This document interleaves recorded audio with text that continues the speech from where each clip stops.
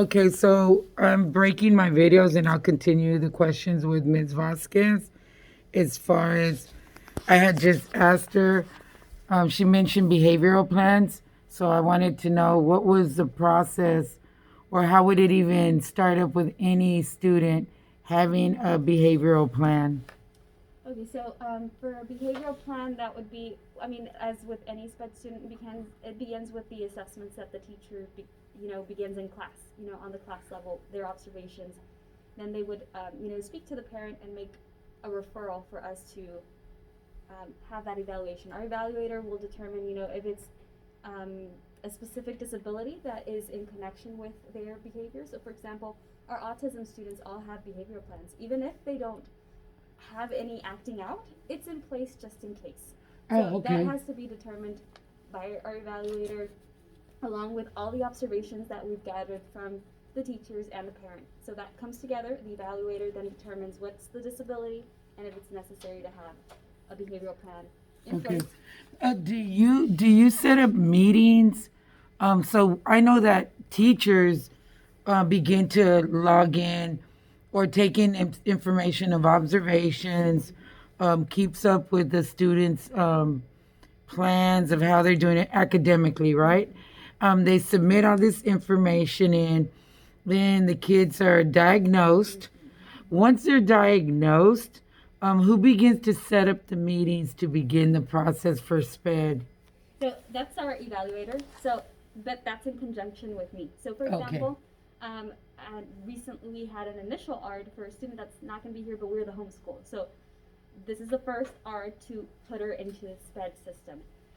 The evaluator is getting all the information. She is, working together with all the other, like the speech diagnostician, all the other ones, and determine, okay, she needs to be there. So then she'll contact me and she's like, gather all the ARD committee, that being our admin, one of the APs, the general education teacher, if it's LPAC, an LPAC representative.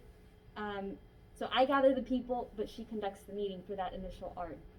Okay. Mm-hmm. Are there any standard forms or templates that are need to be in place for the meeting? And do you have that, or does she have the? We both have it. So it's a system online that we use called Easy IEP. And Okay. in there, we input all the information, and that puts it together into the actual document that we will print out, or well, in this case now virtually, we email to the parent and to the admin, and then afterwards, when it's been finalized, we give the updates of the goals and the accommodations and modifications to each teacher. Okay. Mm-hmm. Okay. And are evaluations for an IEP and a SPED plan, is that the same thing or is that something different? And is 504 have anything to do with SPED, or is that a different, falls under a different umbrella? 504 falls into a different umbrella. They even have another name for what we call an IEP. They have like a separate name, so they're separate from us. And it's very common that it's confused. Like they'll get some documents that belong to us, and it's like, oh, Oh, flip okay. flop. Um, but an IEP and SPED plan are one and the same. So the IEP is the individualized educational plan for each student, and that includes their goals and objectives for each area and their accommodations modifications. Um, Also, the services that are provided, if it's in class or if it's resource or if they even have speech, that's all included there. So that's what the IEP is. And during an ARD, we are basically, every party is determining, okay, this is the right plan for this kid to make sure he progresses at the level that they are. Oh, okay, Mm-hmm. okay. Mm-hmm. All right. Now I know that you mentioned the meetings and stuff. Once everything is in place, that you have a behavioral plan, your IEP plan for the student, how many times are you required to meet with the parents and the students for the school year? So our admin here particularly wants us to we do like the parent teacher conferences just about the same time you guys do. Oh, We do okay. that, but in between, I like, and we should we keep a communication log. So we try to communicate in between those periods to either let them know, hey, like this is going on, this is how they're progressing, And of course, if any incident arises or anything like that, where there's a concern, of course we're gonna be calling and letting them know. Okay. Yeah, yeah. So pretty much you have parent conferences in between these scheduled meetings that are required. Another question, at what point do you meet with administrators, and is it important to involve administrators, or only in certain situations are administrators even involved with the SPED class?